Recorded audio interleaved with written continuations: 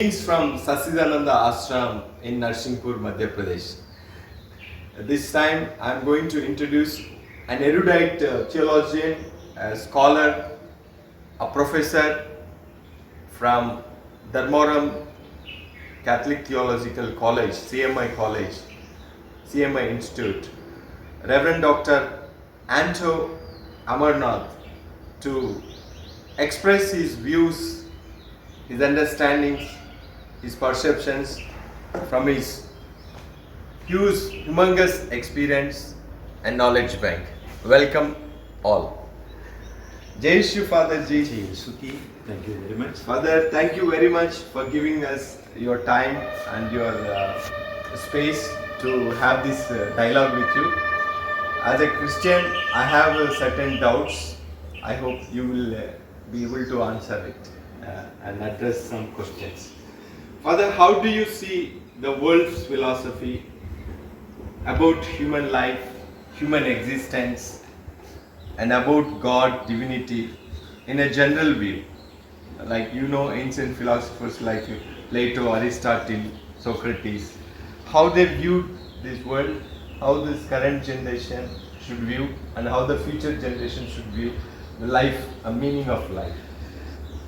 I just wanted to speak about how does the philosophy emerge in the world. In the Western world, the philosophy started as a conversation.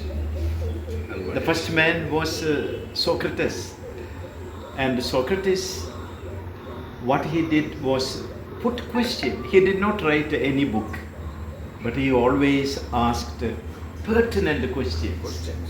When you ask questions, you are aware about the thing that you are pondering and the thing that should come out from you. So he went on asking questions to the Athens people, and that made him to be killed. He had to consume the poison. Yeah. So asking question is a dangerous thing. Okay. But if you don't ask questions, then you can surely think about your authority becoming a kind of a dictator. Nobody is there to challenge me. Every question will surely ask me to change myself, my attitudes, my understanding, my vision. The world vision comes from, first of all, from my own vision. You cannot simply say a blanket statement like there is a world vision, but it comes from within me.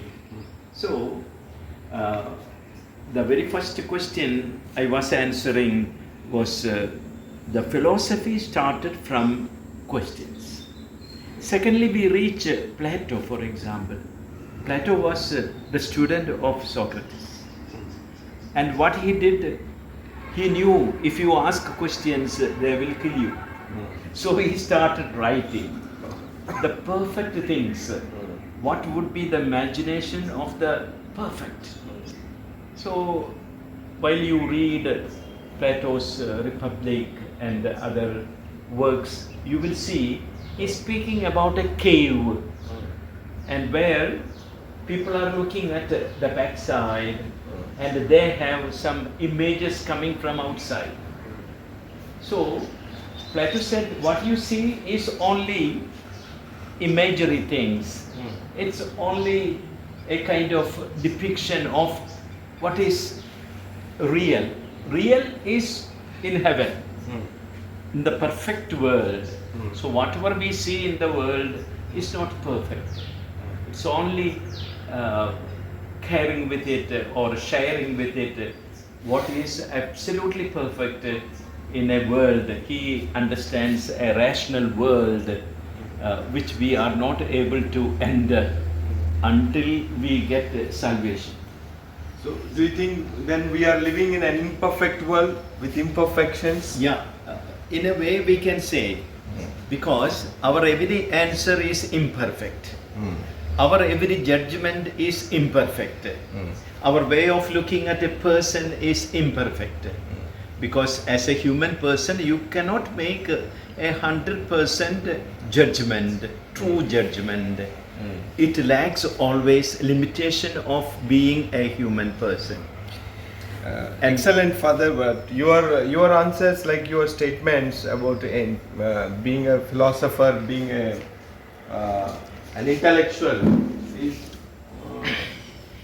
is provoking me to ask more questions. When we are defining that this world is imperfect and we are preparing for perfection, then so what is the authorship? Like, who owns this perfection and imperfection? Yeah. The third person who speaks very much is Aristotle. Aristotle was the disciple of Plato. Instead of Plato's going up there in the other world, Aristotle brought the whole world upon earth. And here whatever that happens is very important for Aristotle. So biology was important. Any natural science he understood as something very important. So what I mean to say, we cannot simply think about a imagined perfect world, but in front of us is a world which we should make perfect. So the communication between the human minds will be the only answer by which we can elevate the limited possibilities into unlimited perfect beauty and truth. So we must try to understand that way. Our world will be complex. Each one has got his own way of judging things.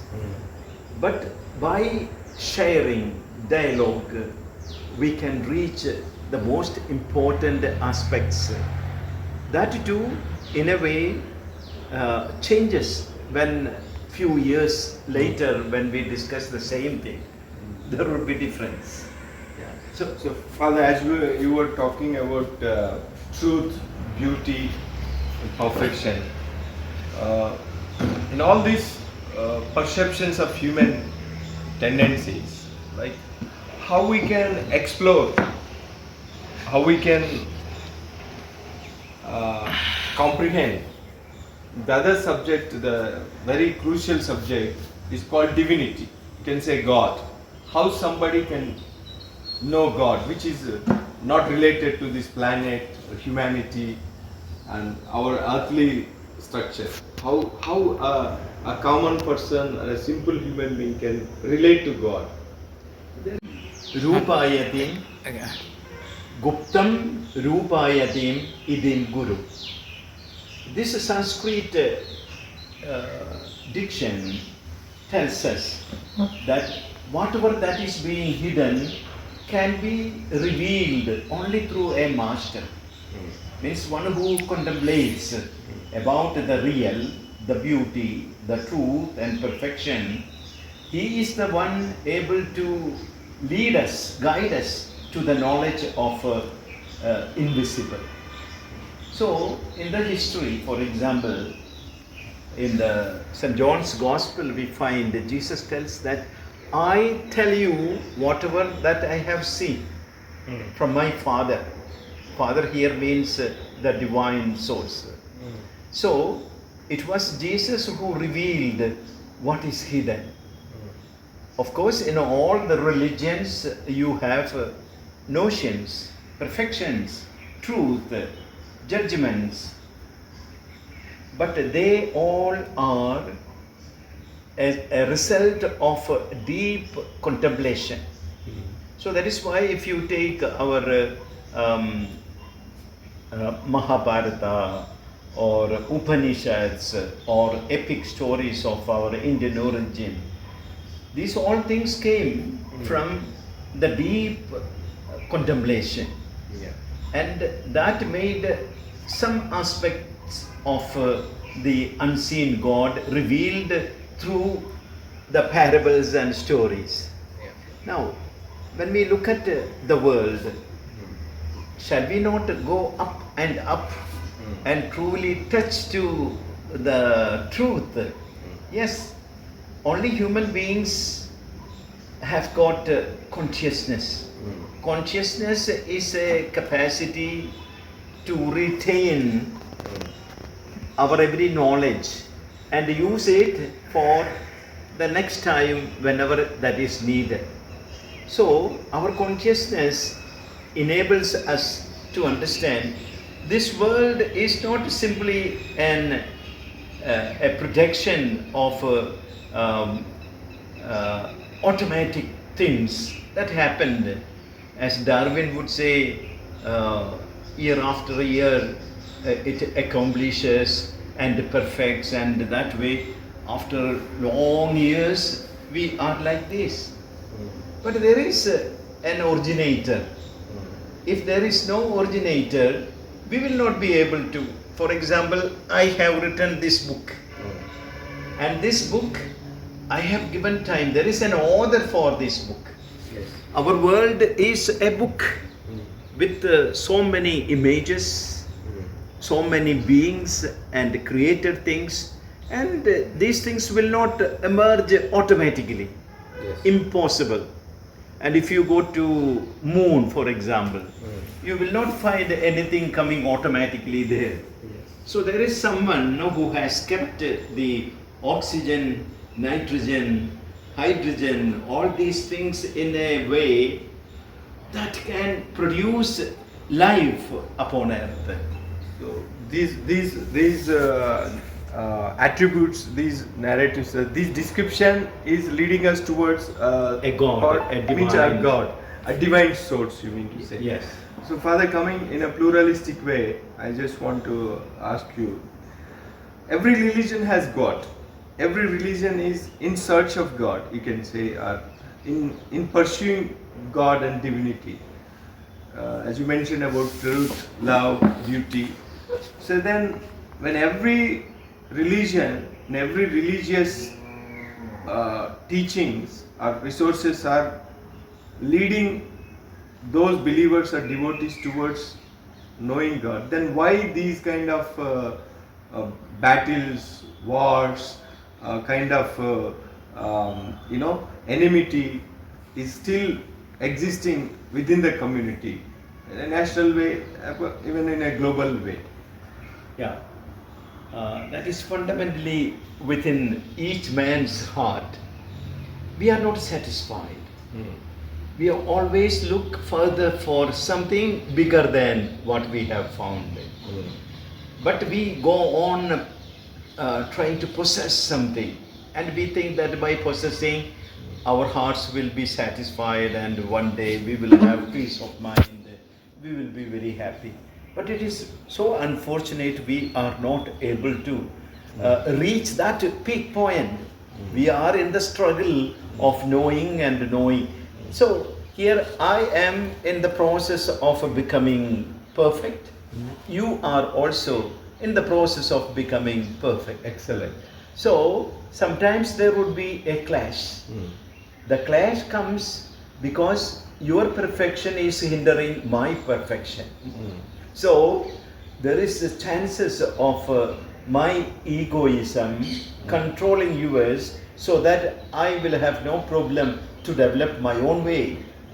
So this is what has happened. Different types of religions. Of course, it is human heart's search for. I'm curious. I'm becoming more curious in a sense.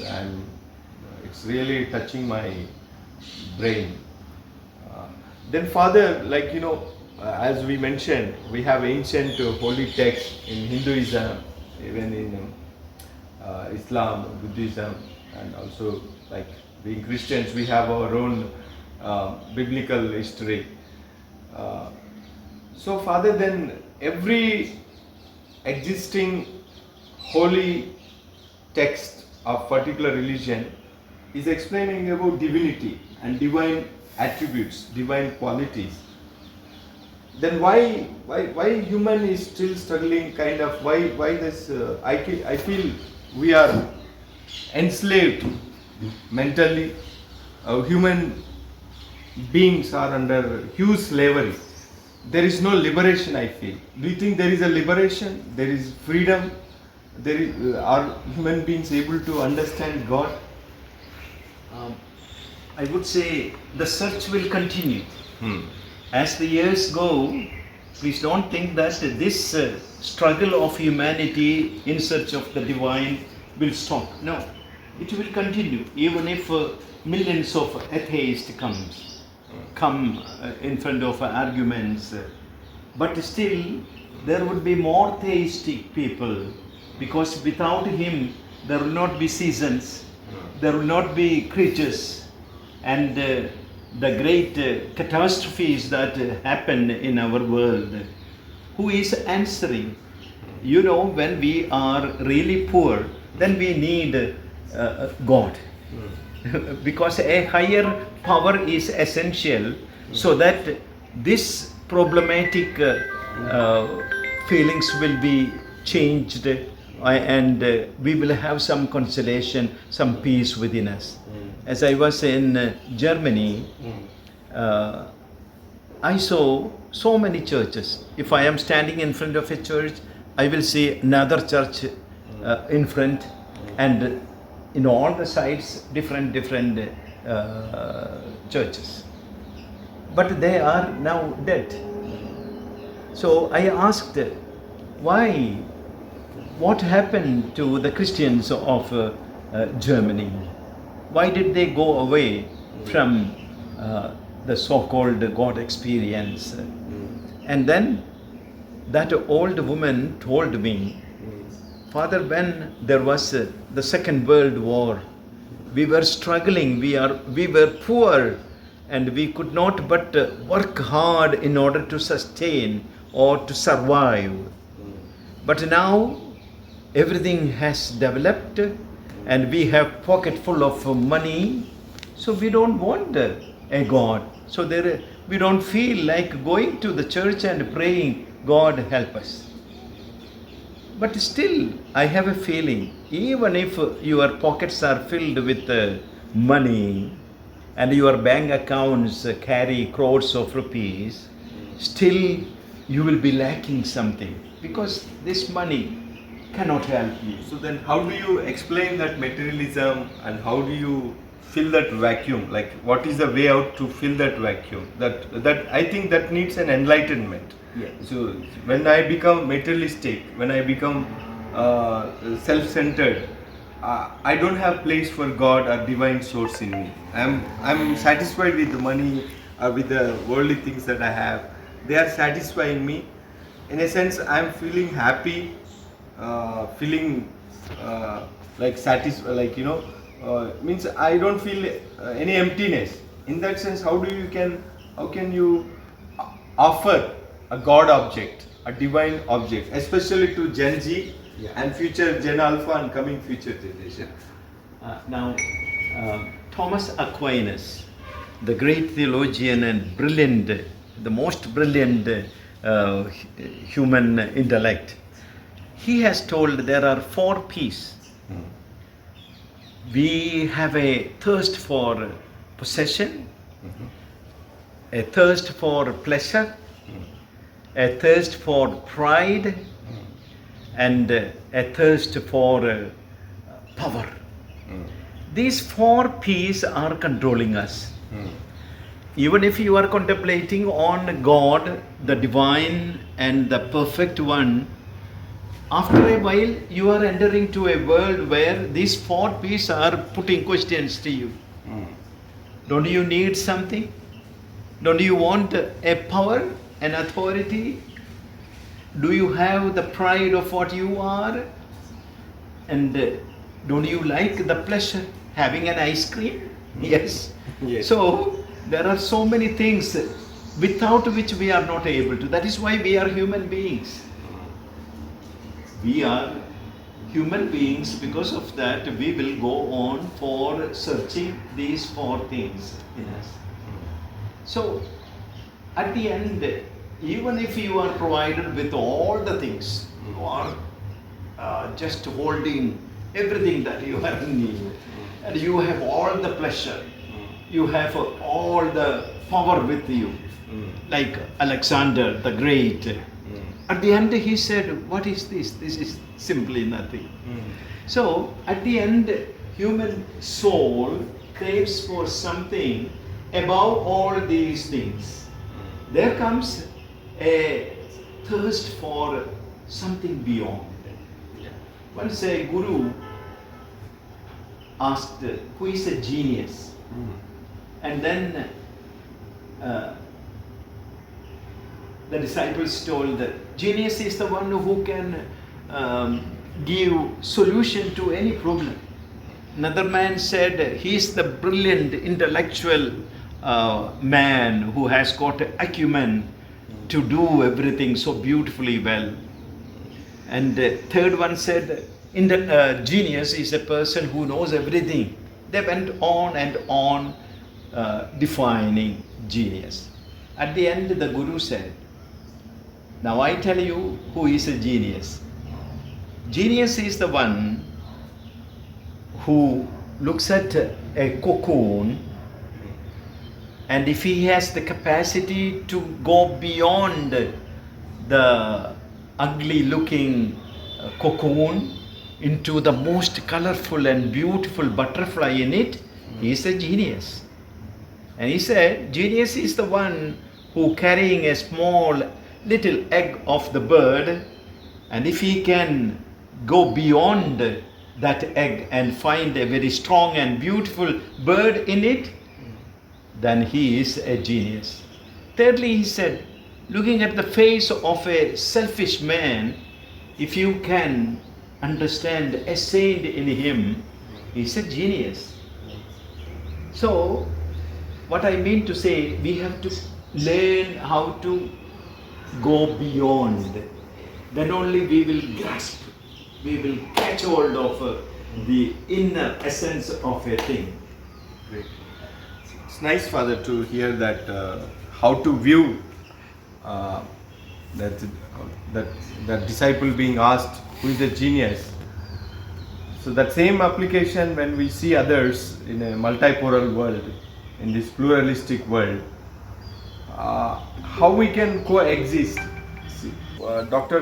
Antoji, this all it's a great thing that we are talking about philosophy and especially theology, understanding God and divinity. So as I mentioned earlier, every religion has God and their holy text. So how can we see this background has symbols of multiple religions? So how can we see God and divinity in other religion being from other religion? I just wanted to tell you, we should not delete anything because it is the gift of God for humanity. Everything has spoken from the context, one particular context. For example, the Sikhism, when there was the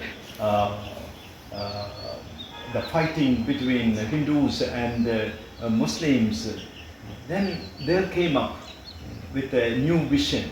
So look at any of these religions, you will find it was answer for that particular context. So my feeling is that we should not delete any of the religions. All the religions are giving beautiful answers for our longings. We all need solutions, but different religions are giving different solutions. Left to you, contemplating each one. A kind of superiority we should not give to anything. And we should not, like a fascist telling that my religion is only the right one and only I have the right to exist upon the earth. That is wrong. Because it is in His willingness all these religions came. It is God's gifts for humanity. So we should have love towards this one. And another important scriptural passage is that God created man in His image and likeness. Everyone. Of course, that is so basic. We all belong to one Father. Maybe you are a Christian, you are a Hindu, or you are a Buddhist or Jain, but you belong to God. And you have the image and likeness of that Father who is creator of everything and everyone. So that understanding will cater lots of nourishment for the harmony between the religions, the dialogue between religions, and that only can sustain goodness in the world. If you enter into a garden, if you find only one type of a flower, after a while you are bored. I'm not telling that religions are like flowers, but the different shades and meanings of these religions are adding powerful images of our God seeking, God realization. So we must encourage the dialogue between the religions, and then we come under one umbrella where God Himself is our Father. Excellent, Father. To come to this level of inclusive understanding, to develop this kind of approach, really needs a big heart, evolved mindset, and with narrow mind, nobody can approach this. This needs really a kind of enlightenment and a progressive approach. One final thing, Father, you have gifted me this wonderful book. I have started already reading. These are all century-old arguments. I have two arguments being a Protestant Christian practitioner. May I ask you these two questions which are familiar to you? You might have dealt already.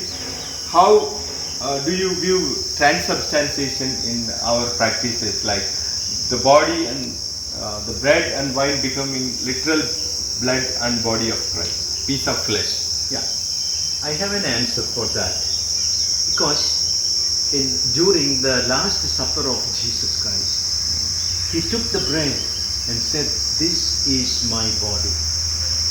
That time, the bread remained as bread, but for the disciples, it was the real body of Christ, because they have seen thousands of miracles happening in front of them. Now, the greatest miracle that He has made is that picking up the bread, He has changed it into His own body. So, every time the transubstantiation is inviting us to go back to the original experience of the disciple, where they did not feel simply that is a bread, but they really felt that it is the body of Christ. Yeah, you have given a great book, Purgatory, which is also another debatable thing. So, especially in Hinduism, we study about reincarnation. And when we come to Christianity and even Islam and Judaism, we talk about resurrection and going to heaven. So, how do you explain these two things about reincarnation and resurrection? Yeah. One thing what I would like to say, from God we began our journey and we have to come back to God. Yes. Now, as a human beings with limited capacities and inorderly attachments and selfishness and arrogance and so many other limitations, our consciousness is weakened. So, if you want to enter into God who is perfect, then you need a purification. The process of making you beautiful and capable of entering to God is known as purgatory. Purgatorio. Purgatorio means where you are being purified. The question is, I lived a long life as a human being, and every day I discovered that I was a weak person, a sinful person, and so at the end, with all these difficulties and goodness, I reach in front of God. That God, a merciful God, will not condemn you and send you to hell, but He will be always compassionate. But at the same time, He will allow you to become like Him. This process is known as theosis, becoming like Christ in the aspect of Christianity I am telling. So, becoming like Christ means to carry the attitudes and the goodness, the capacity to forgive. All these things must come into my being. That time of conversion. I remember something that happened when I had gone to Italy. Both of us, my friend also. So the parish priest invited us to have a lunch with him. After finishing the lunch, the priest went first to the sink to wash. After washing, he took a towel and just cleansed the entire sink because he knew that someone else has to come here. So we were watching this thing. When for the first time when we went, we thought that I should make the sink clean and tidy, and after using I also took that towel and perfected. Third one also. Now you will not believe, when we were going back, it takes more than 4 hours journey to Rome. The first thing what we did was to buy a towel, because we learned something beautiful there. The upgrading capacity of perfection, how we should behave to another human beings. That was a learning. This is what I am telling. We, because of our limited goodness or limitations, we need to purify our selfishness and our stains, and that process is known as. So I feel it is not by beating you or putting you in the fire that you will be cleansed, but you will be able to see what is the beauty of the true behavior, true response. As we were watching how that priest was washing, cleaning the sink. So every soul will get an opportunity to perfect his wounds and his selfishness, and that process is known as purgatory. Yeah. So there are so many debatable theological questions for me. Yes. I hope we shall do a next episode, Father. Yes. And thank you very much for your time and your valuable observations from your enormous theological experience. And thank you very much, Father. Very much.